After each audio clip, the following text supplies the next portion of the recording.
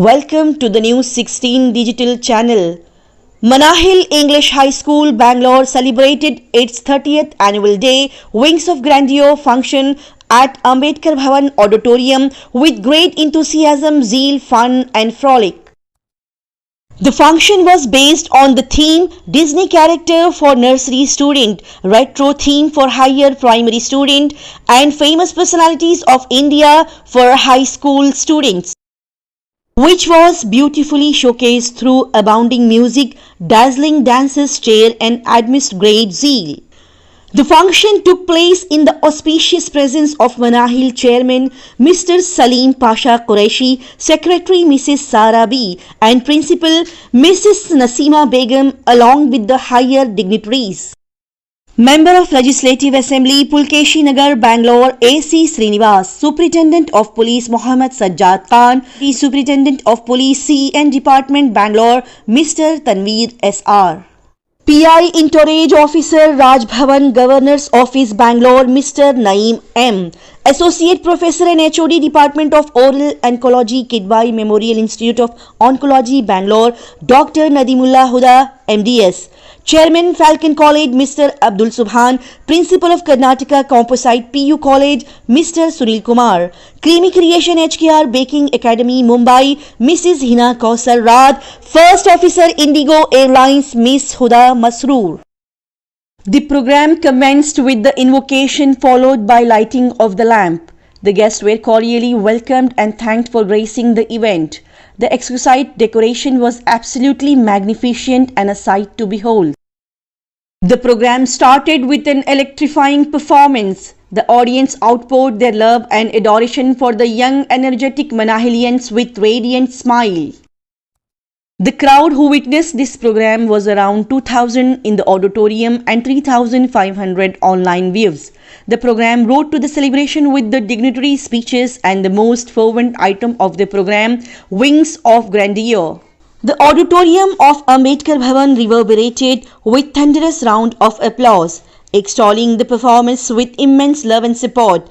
The prize distribution ceremony was held to felicitate the winners in different school activities program by the chief guest.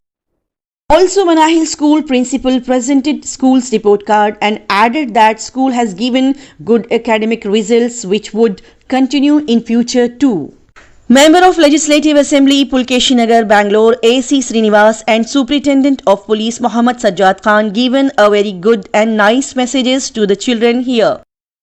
Yes, MLA of Pulkeshi Nagar, Bangalore A.C. Srinivas and Superintendent of Police Mohammad Sajjad Khan are given a very good message from the stage to all the children who were presented in the auditorium that education is a very sharp weapon through which we can gain success in our life. And they said that education is very important in our day-to-day life, so each and every child should study well to achieve their goals in their future life. They've given this kind of great messages to all the children and given a very great importance of education to all the children.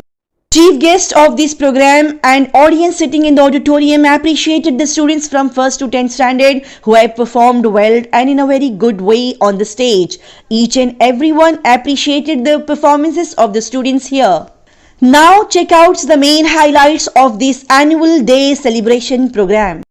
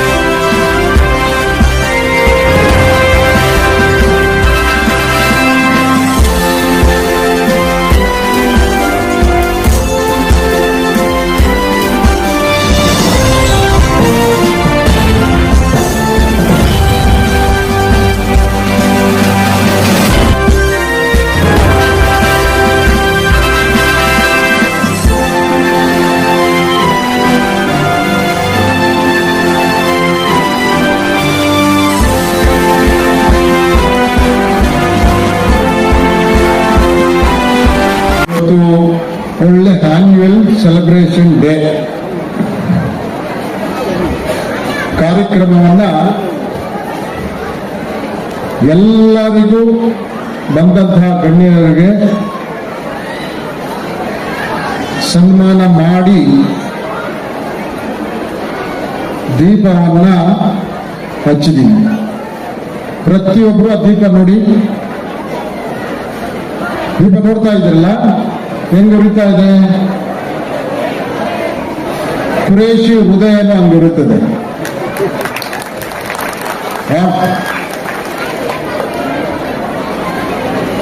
ಒಂದು ದೀಪನೂ ಅದು ಹಾರಲಿಲ್ಲ. ಯಾವುದೇ ಕಾರ್ಯಕ್ರಮ ದೀಪ ಹಚ್ಚೋವಾಗ ಗೊತ್ತಾಗ್ಬಿಡುತ್ತೆ ಈ ಕಾರ್ಯಕ್ರಮ ನಡೆಸ್ಕೊಟ್ಟವರ heart, ಈ ಕಾರ್ಯಕ್ರಮ ಹೆಂಗ್ ನಡೀತದೆ ಅಂತ ಆ ದೀಪ ಹಚ್ಚೋದ್ರಲ್ಲೇ ಗೊತ್ತಾಗುತ್ತೆ.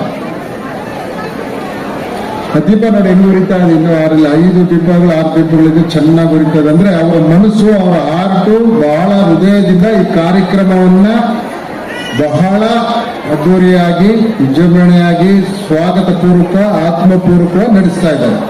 ನಿಮ್ಮ ಮಕ್ಕಳಿಗೆ ಉತ್ತಮವಾದ ವಿದ್ಯಾಭ್ಯಾಸ ಕೊಡಿ. ಅವರು ಎಲ್ಲವರೆಗೂ ಓದುತ್ತಾರೋ ಅಷ್ಟುವರೆಗೂ ಓದಿಸಿ. ಪ್ರತಿಯೊಂದು ತಂದೆ ತಾಯಿಗೂ ಮಕ್ಕಳು ಹುಟ್ಟಿಸಿದ ಮೇಲೆ ನಮ್ಮ ತಂದೆ ಮಕ್ಕಳು ಚೆನ್ನಾಗಿರ್ಬೇಕು, ಅವ್ರಿಗೆ ಮನೆ ಮಾಡಬೇಕು, ಅವ್ರಿಗೆ ಆಸ್ತಿ ಮಾಡಬೇಕು ಅನ್ನೋದು ಆಸೆ ಇರ್ತದೆ. ಆದ್ರೆ ಇದೆಲ್ಲ ಚೆನ್ನಾಗಿರ್ಬೇಕಂದ್ರೆ ಅವ್ರು ವಿದ್ಯಾಭ್ಯಾಸ ಕೊಡಿ.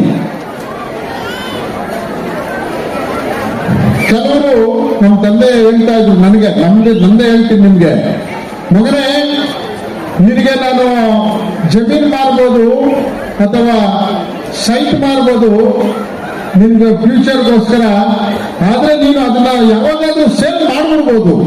ಆದ್ರೆ ನಾನು ನಿನ್ಗೆ ಎಜುಕೇಶನ್ ಕೊಡ್ತೀನಲ್ಲ, ಅದು ನೀನು ಯಾವತ್ತೂ ಲೈಫಲ್ಲಿ ಸೇಲ್ ಮಾಡಕ್ ಆಗೋದೇ ಇಲ್ಲ ಎಜುಕೇಶನ್ ಅಂತ ಹೇಳ್ತಾ ಇದ್ದ. ಅದೇ ಆಸ್ತಿ. Education is the property. ಅವ್ರಿಗೆ ಮನೆ, ಮಠ, ಆಸ್ತಿ, ಎಜುಕೇಶನ್ ಅವ್ನು ಸೇಲ್ ಮಾಡಕ್ಕಾಗಲ್ಲ. ಆ ಎಜುಕೇಶನ್ ಇಂದ ಅವ್ನು ಏನ್ ಮಾಡ್ತಾನೆ, ಇನ್ನೂ ಆಸ್ತಿನ ಕೊಂಡ್ಕೊಳ್ತಾನೆ, ಸಂಪಾದನೆ ಮಾಡ್ತಾನೆ, 10 ಸೈಟ್ ತೆಗಿತಾನೆ, 10 ಮನೆ ಕೊಡ್ತಾನೆ, ತಂದೆ ತಾಯಿನ ಸಾಕ್ತಾನೆ, ಸ್ನೇಹಿತರು ಸಾಕ್ತಾನೆ, ಈ ದೇಶನೂ ಸಹ ಸಾಕ್ತಾನೆ. ಯಾವುದರಿಂದ? ಆಸ್ತಿಯಿಂದಲೇ, ಎಜುಕೇಶನ್ ಇಂದನ? ಎಜುಕೇಶನ್. ಅದಕ್ಕೆ ನಿಮ್ಮ ಮಕ್ಕಳಿಗೆಲ್ಲ ಎಜುಕೇಶನ್ ಚೆನ್ನಾಗಿ ಓದಿಸ್ತೀರಲ್ಲ, ವೆರಿ ಗುಡ್. ಮಕ್ಕಳೇ ನೀವು ಅಷ್ಟೇ ಚೆನ್ನಾಗಿ ಓದ್ಬೇಕು, ಚೆನ್ನಾಗಿ ಓದ್ಬೇಕು. ಆದ್ರೆ ನಿಮ್ಮಂತವ್ರಿಗೆ, ಓದೋರಿಗೆ ಎಂಕರೇಜ್ ಮಾಡ್ತಾ ಇದ್ದಾರಲ್ಲ, ಅದು ಬಹಳ ಇಂಪಾರ್ಟೆಂಟು. ನಮ್ಮ ಕುರೇಶಿ ಅಂತ ಫ್ಯಾಮಿಲಿಯವರು ಒಂದು ಶಾಲೆಯನ್ನು ನಡೆಸ್ತಾ ಇದ್ದಾರೆ. ಶಾಲೆ ನಡೆಸೋದು ಸುಲಭ ಅಲ್ಲ, ಯಾಕಂದ್ರೆ ನಾನು ಸಹ ಶಾಲೆ ನಡೆಸ್ತೀನಿ. ಶಾಲೆ ನಡೆಸೋದು ಸುಲಭ ಅಲ್ಲ, ನಮ್ದು ಸ್ಕೂಲ್ ಇದೆ.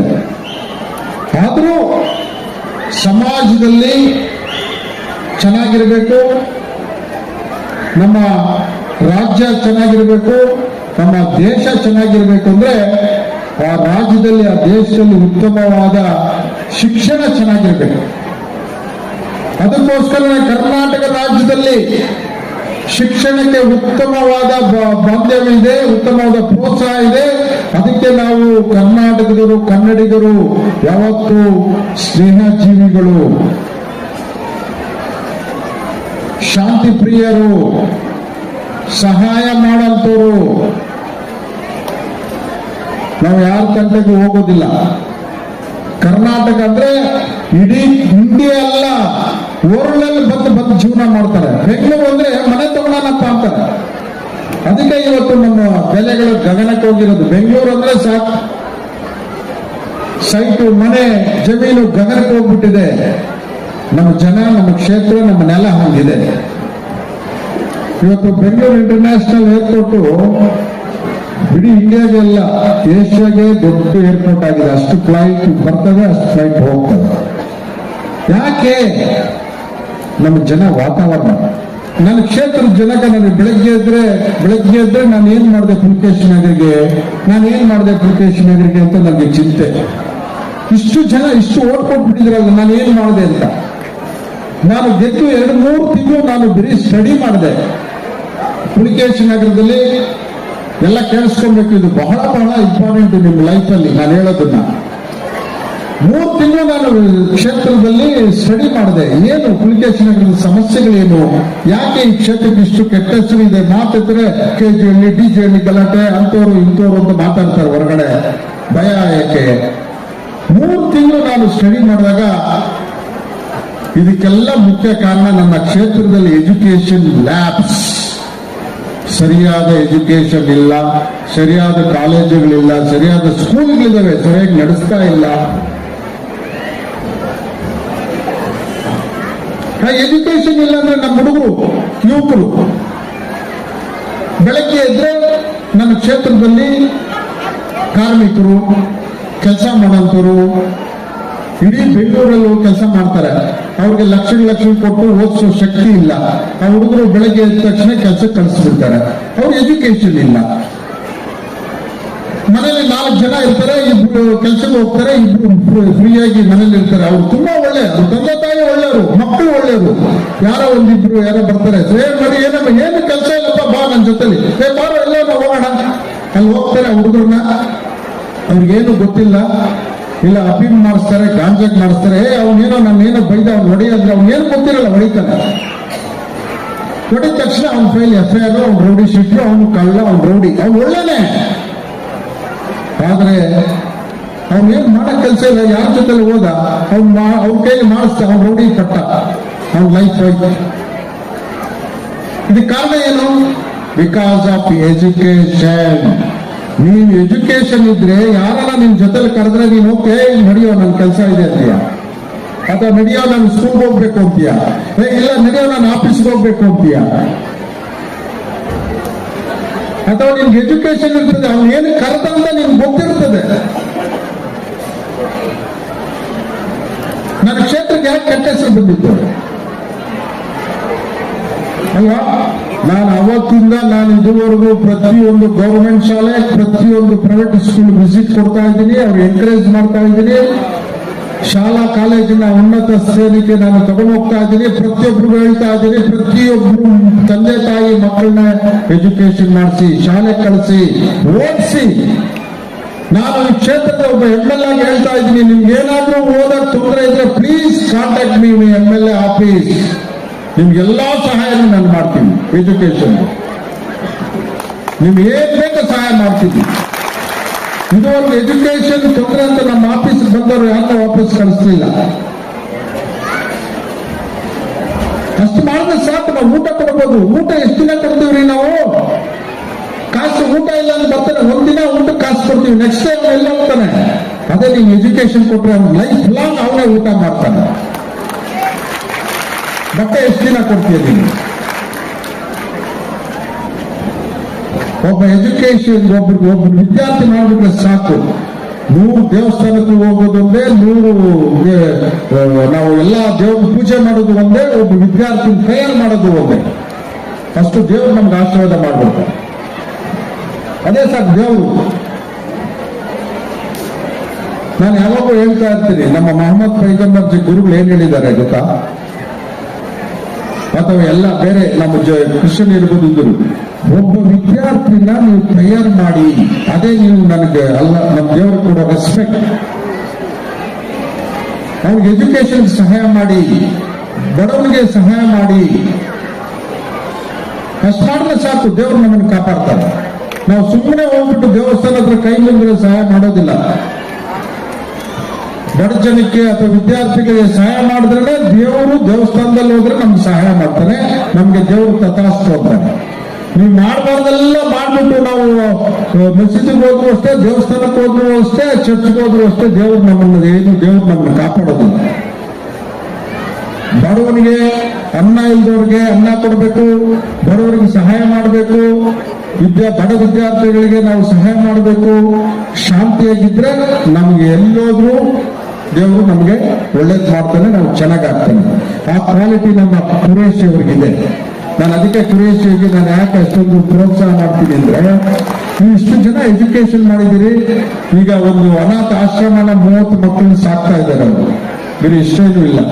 ತಂದೆ ತಾಯಿ ಮಕ್ಕಳಿಗೆ ನಾನು 30 ಜನಗೆ ಅವರು ಸತೀಶರು ಸೇರಿ ಒಂದು ಅನಾಥ ಆಶ್ರಮನ ನೋಡ್ಕೊತಾ ಇದ್ದಾರೆ.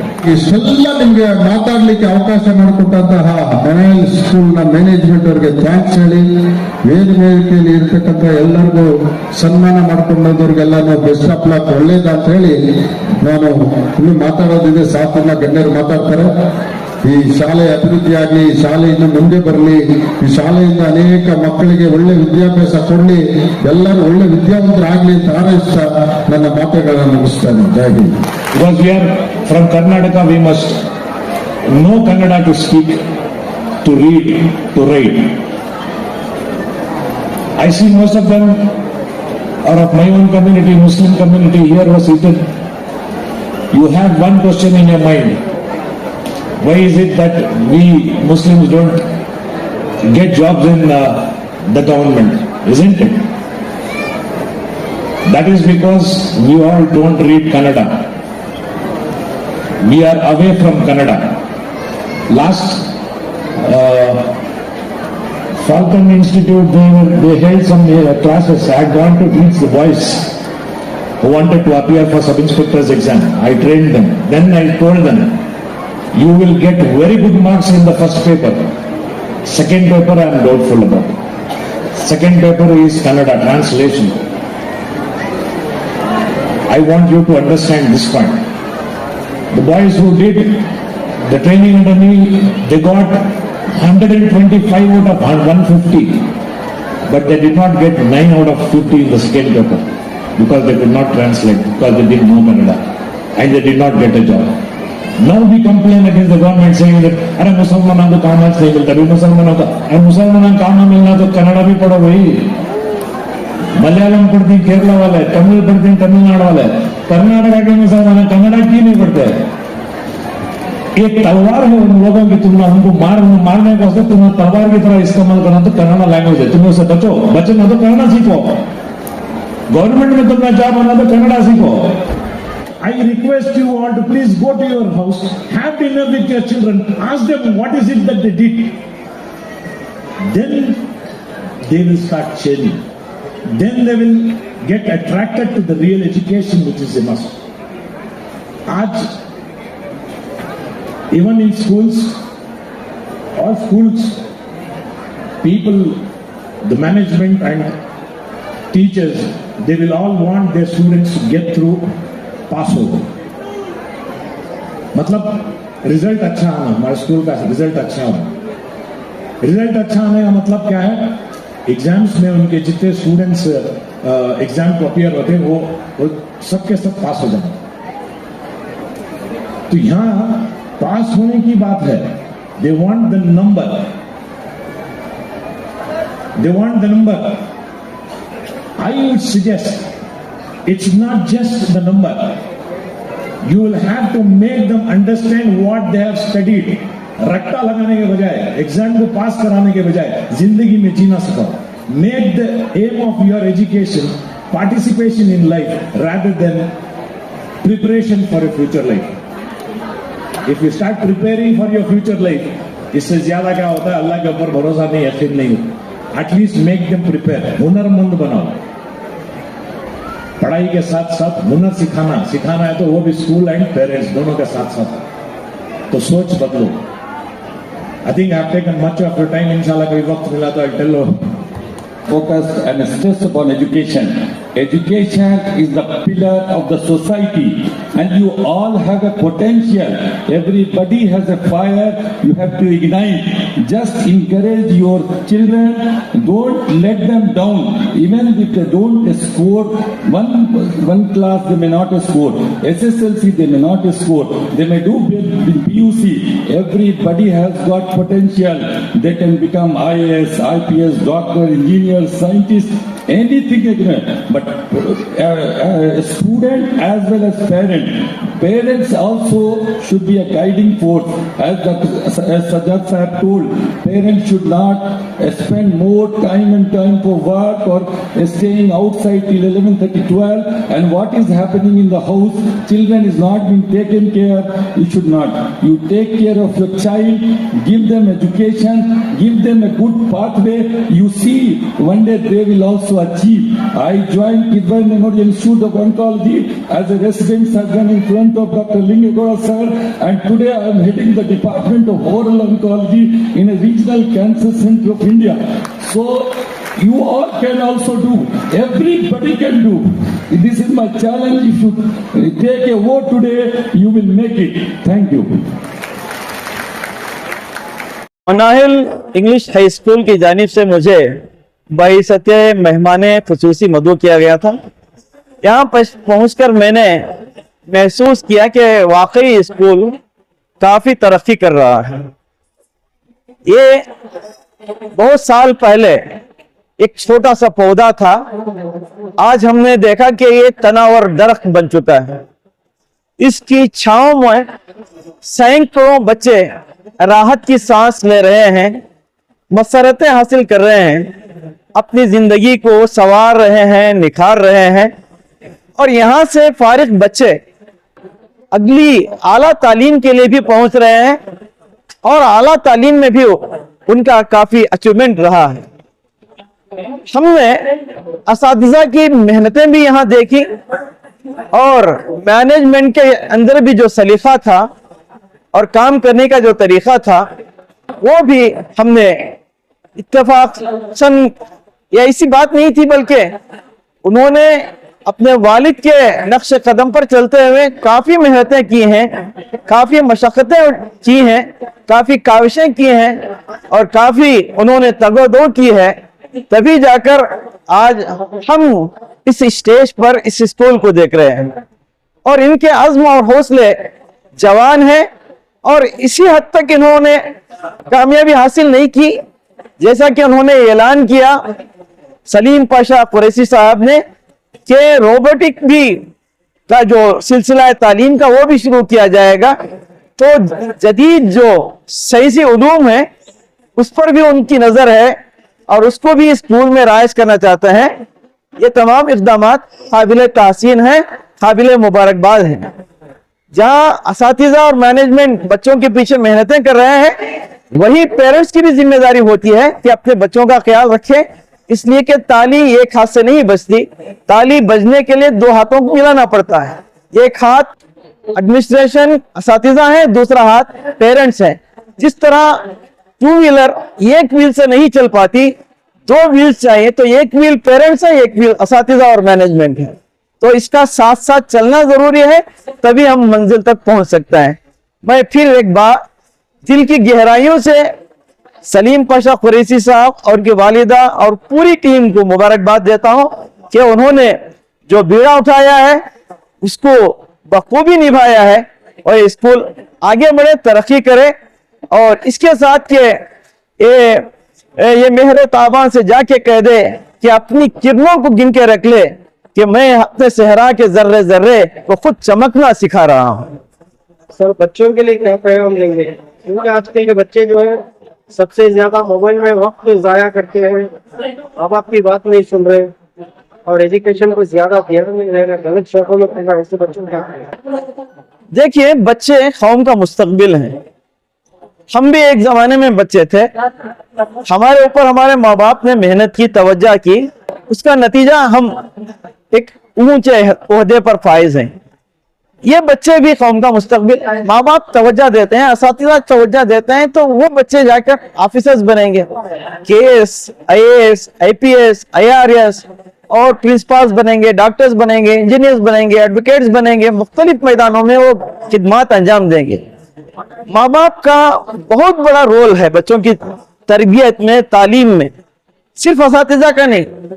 बच्चे मोबाइल के इतने एडिक्ट हो गए हैं और माँ बाप समझते हैं कि हमारा बच्चा गड़बड़ कर रहा है, शरारत कर रहा है और जिद कर रहा है, इसको खामोश करने के लिए मोबाइल दे दें। मोबाइल लेने के वो खामोश हो जाएगा, लेकिन चंद लम्हों के लिए उसके आंखों के आंसू उसकी जिंदगी का रुख बदलते हैं और जिंदगी को बिगाड़ देते हैं। उसका वक्त जाया हो जाता है, ज़हनी तौर पर भी वो कमजोर हो जाता है और किसी तरह वो अपने मुख्तलिफ मैदानों में आगे नहीं पड़ता।